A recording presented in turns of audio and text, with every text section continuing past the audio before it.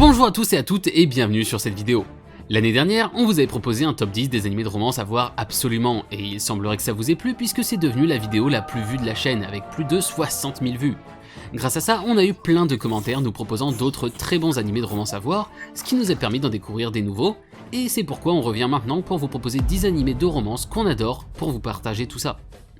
Comme pour la première vidéo, c'est pas un top à proprement parler, les animés sont pas rangés dans un ordre précis et on a sélectionné des trucs assez variés pour que tout le monde y trouve son compte.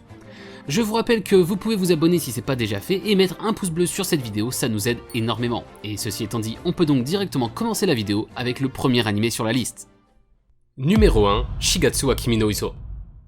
Dans Shigatsu wa Kimi no Uso, ou Your Lie in April, on suit l'histoire d'Arima, un prodige de la musique classique qui a perdu tout intérêt pour cet art après la mort de sa mère, qui était également son professeur. C'est alors qu'il rencontre une jeune fille nommée Kaori, une violoniste qui joue de manière libre et passionnée, lui redonnant goût à la musique. Ensemble, ils vont vivre une histoire d'amour émouvante et tragique, tout en luttant contre les obstacles qui se dressent sur leur chemin. Shigatsu wa Kimi no Uso s'est considéré comme l'un des meilleurs animés de romance de ces dernières années, avec une histoire captivante, des personnages attachants et une OST incroyable. Vous y retrouverez même des vrais morceaux de musique classique, notamment du Chopin, et ça fait plaisir. Il a aussi su se faire connaître pour son côté plus psychologique, abordant la dépression, l'art, la maladie, etc. C'est un animé qui saura sans aucun doute vous émouvoir.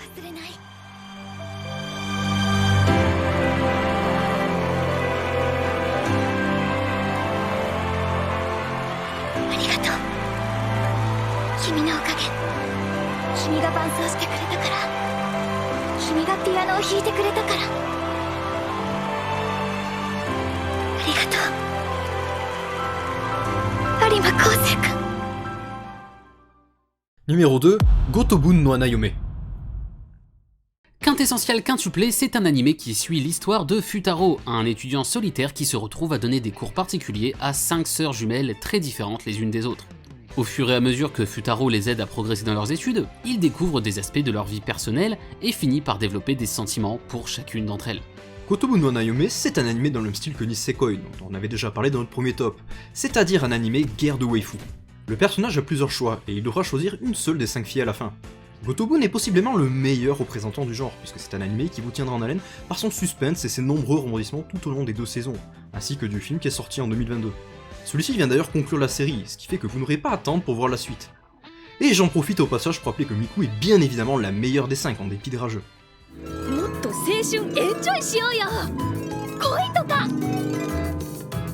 Koi. あれは学業から最もかけ離れた愚かな行為。したいやつはすればいい。だがそいつの人生のピークは学生時代となるだろう。このこじらせ方、手遅れだわ。恋愛したくても相手がいないんですけどね。Numéro 3, Adachi to Shimamura. Adachi to Shimamura, c'est un animé récent sorti en 2020. On y suit l'histoire très simple de 2 lycéennes, Adachi et Shimamura, qui développent une amitié étroite alors qu'elles passent du temps ensemble à sécher les cours.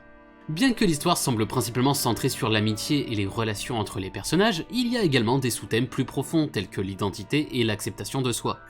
Mais bien qu'il puisse être émouvant par moments, ce qui m'a surtout marqué au visionnage, c'est à quel point il était reposant. Il pourrait presque rentrer dans la catégorie des Iyashike tant son visionnage mettait du baume au cœur et permettait de se relaxer complètement. Le côté shoujoai est aussi traité de manière intéressante, donc avec tout ça, je pense que ça en fait clairement un animé qui vaut le coup d'œil. なんでと言いそうになり言葉を止める。なんでクリスマス、なんで私と、なんでと聞いてしまうと私たちの関係の脊髄がぐにゃりと曲がってしまいそうな気がした。それは直すのに多大な努力と手間暇が必要で。Numéro 4, Hachimitsu to Clover. L'histoire de Hachimitsu to Clover suit les aventures de 5 étudiants d'une école d'art qui apprennent à naviguer dans leur vie personnelle et professionnelle tout en s'efforçant de réaliser leurs rêves. Le manga a été acclamé pour sa réflexion profonde sur les relations amoureuses, la vie adulte et la quête de sens. Hachimitsu to Clover se distingue des autres animés de romance par son exploration de thèmes profonds, tels que l'amour, l'amitié, la perte, la maturité et la vie en général. On suit les personnages principaux tout au long de leur vie universitaire, de leur jeunesse à leur entrée dans la vie adulte, observant ainsi leur évolution au fil du temps. L'anime traite également de sujets tels que la création artistique, les aspirations professionnelles, montrant comment les personnages luttent pour réaliser leurs rêves et comment ils sont influencés par les choix de vie de leurs amis et de leur famille. Enfin, et peut-être le plus important ici puisqu'on parle de romance, il arrive à dépeindre des relations amoureuses complexes et ambiguës entre les personnages, montrant comment ils luttent pour comprendre et exprimer leurs sentiments les uns envers les autres. 全てが過ぎて何もかもが思い出に変わる日はきっと来る。でもきっと繰り返し思い出す。君がいてみんながいてたった一つのものを探したあの青い空。 Numéro 5, Kuzuno Honkai. Hanabi et Mugi sont deux lycéens amoureux de leurs professeurs respectifs. Malheureusement pour eux, c'est un amour à sens unique qui les fera beaucoup souffrir. Pour échapper à la solitude et trouver un peu de réconfort, ils décident de sortir ensemble à la place, tout en se promettant de ne jamais éprouver de sentiments l'un pour l'autre. Kuzuno Honkai, ça a été une vraie révélation pour moi car il s'agit de l'anime de romance le plus réaliste que j'ai vu. Bien qu'on y suive des personnages détruits intérieurement et pris dans un engrenage de relations plus tordues les unes que les autres, les sentiments qu'ils éprouvent et les questions qu'ils se posent sont très proches de ce que vivent beaucoup des gens de leur âge. Il s'agit d'un anime qui n'hésitera pas à aller vers des pensées plus sombres et explore différents types de relations, nous proposant même du yuri qui fait ma foi très plaisir. On ne le recommande cependant qu'à un public d'un certain âge car l'anime montre régulièrement des scènes plutôt osées qui ne sont pas adaptées aux plus jeunes. 私と麦はある時すごく近かった。気のせいじゃなかった。でもまたこんなに他人だ。二人きりでいる時間が減った。あまり確信に触れる話をしなくなった。お互いなんとなく隠し事が増えたことを察した上で問いかける手間さえ回避しようとしている。なんでかな。 Numéro 6, Chunibyo. Le chunibyo, ça désigne les adolescents japonais qui sont dans un espèce de délire un peu trop fantaisiste du style この腕の包帯は訳あって外せない。黒煙竜が暴れ出してしまうのでな。Enfin, frérot, tu es cringe. Du coup, dans le chunibyo des Mokai Gashtai, on suit Yuta, un adolescent rentrant au lycée et souhaitant absolument oublier son passé sombre et gênant de chunibyo. Malheureusement pour lui, sa rencontre avec Rika, qui est quant à elle toujours très atteinte, va venir l'empêcher de tirer un trait sur cette partie de sa vie. Chunibyo, bien que ce soit une romance, c'est surtout un anime sur l'adolescence, qui aborde notamment les difficultés à s'accepter soi-même et à grandir pour devenir adulte. Mais loin d'être un anime sombre comme les précédents, il est beaucoup plus orienté sur la comédie que sur le drame. Les personnages très intéressants et atypiques permettent à l'anime de mélanger de la bonne comédie avec des moments plus psychologiques pour rendre le tout intéressant. C'est donc un excellent anime à voir qui n'a pas volé sa réputation. 終わったらランデブーポイント枯葉の墓標へピッカ知らないぞそんなの。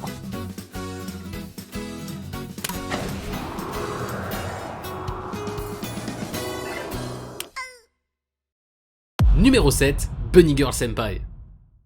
Dans Bunny Girl Senpai, on suit l'histoire de Sakuta, un lycéen un peu cynique qui croise un jour Mai, la superstar de son lycée à la bibliothèque. Sauf que cette rencontre n'a rien de normal puisque Mai est habillé en Bunny Girl et qu'il est le seul capable de la voir. On apprend vite qu'il s'agit là d'un symptôme du syndrome de la puberté, une sorte de maladie qui affecte les adolescents en transformant leurs problèmes psychologiques en symptômes bien physiques et réels. Au cours de la série, Sakuta rencontrera donc plusieurs cas et tentera de les aider à résoudre leurs problèmes. Bunny Girl Senpai, c'est un de mes animés préférés. Très souvent comparé à Monogatari Series, il propose une romance très touchante tout en abordant de nombreux autres thèmes liés à l'adolescence. Il est aussi particulièrement connu pour ses dialogues extrêmement bons et jouissifs. もう一回する？ぜひ。目を閉じて。行くわね。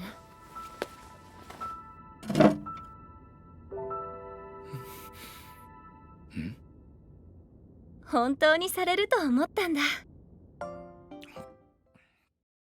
Numéro 8, Anohana. Anohana, c'est un animé original sorti en 2011 et basé sur un scénario d'une de mes scénaristes préférées, Okada Mari. On y suit Jinta, un lycéen devenu reclus après la mort de son ami d'enfance Menma lorsqu'il était enfant. Un jour, il voit une vision de Menma qui lui demande de réaliser son souhait. Il décide alors de réunir ses anciens amis d'enfance qui se sont éloignés après la mort de Menma pour l'aider à réaliser ce souhait. Au cours de leurs efforts pour le concrétiser, ils devront faire face à leurs propres problèmes émotionnels et à leur culpabilité liée à la mort de Menma. Anohana est connu pour son histoire émouvante et poignante qui aborde des thèmes tels que la mort, la culpabilité, le deuil et l'amitié. Les personnages sont très bien développés et ont des histoires émotionnelles intenses, avec des moments de tristesse et de réconciliation. La réalisation est également de qualité, avec une animation fluide et des scènes émotionnellement bien mises en scène. En général, Anohana est un animé qui a su toucher les spectateurs en abordant des thèmes sérieux, avec sensibilité et profondeur. Il est souvent reconnu comme un des animés qui vous fera le plus pleurer.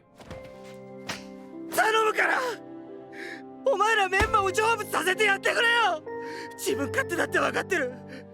こんな気持ちじゃ成仏なんてさせられないのかもしれねえ。でも離れない。目の前でどんどん行っちまう。遠くなっちまうメンバーが離れないんだよ。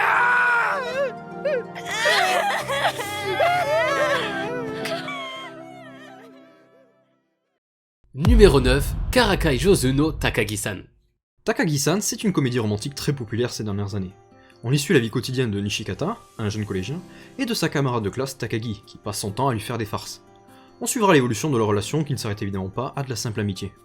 Takagi-san, c'est l'animé le plus mignon de cette liste. Ici, pas de triangle amoureux, de drame ou je ne sais quoi, simplement du pur sucre à observer ces personnages adorables découvrir petit à petit les sentiments qu'ils éprouvent l'un pour l'autre, le tout enrobé dans une bonne couche de comédie qui rend le tout vraiment sympa à suivre.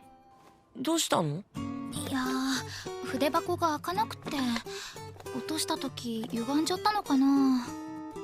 ちょっと西方開けてくんない？なんだ簡単に開く。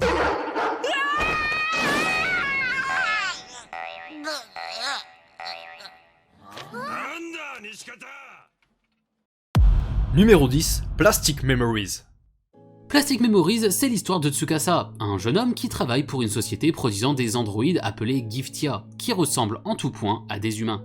Cependant, ces androïdes ont une durée de vie limitée d'environ 9 ans, et il est de la responsabilité de Tsukasa et de sa partenaire elle-même androïde Isla de récupérer les Giftia qui arrivent à leur date d'expiration avant qu'ils ne deviennent instables. Au cours de leur mission, Tsukasa et Isla développent des sentiments l'un pour l'autre, mais ils doivent faire face à la réalité de la nature temporaire de leur relation, en raison de la durée de vie limitée d'Isla. Plastic Memory est connu pour son histoire émouvante et dramatique, qui aborde des thèmes tels que la mort, l'humanité et la technologie. Il met en avant des personnages bien développés et des histoires émotionnelles intenses. De par son concept, il a su se faire un nom et marquer l'esprit des spectateurs. あれってどういう意味？幸せな思い出や綺麗な思い出が救いになるとは限らない。思い出が綺麗なほど辛くなることもある。怖くなることもある。去っていく方にとっても残される方にとっても。思い出なんていらないって思ってるの。その方が俺は悲しいよ。C'en est maintenant fini de cette vidéo, on espère qu'elle vous aura plu. Si vous avez d'autres romances à recommander, n'hésitez pas à les mettre en commentaire, on en parlera peut-être dans la prochaine vidéo. Et avant qu'on se quitte, on tenait à vous rappeler qu'on a ouvert une chaîne secondaire depuis qu'on a déménagé au Japon, pour vous parler de la vie là-bas, entre autres. Donc pensez à aller y faire un petit tour s'il vous plaît. Et ceci étant dit, on se laisse et on se retrouve très bientôt pour de nouvelles vidéos.